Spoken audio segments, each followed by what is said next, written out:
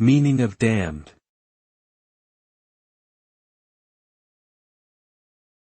Damned.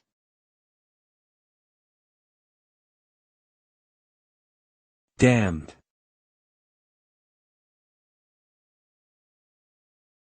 Damned.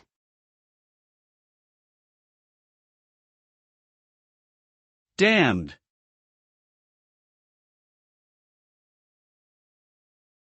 The word damned is an adjective that describes something or someone as being condemned to punishment in the afterlife. The use of damned often implies a strong negative evaluation of the subject being described, suggesting that it is unworthy, undesirable, or otherwise problematic. When applied to human beings, damned can be seen as a highly pejorative term, suggesting that the person in question is deeply flawed or even irredeemable. Overall, damned conveys a sense of utter contempt or condemnation, indicating a complete rejection of the subject being discussed.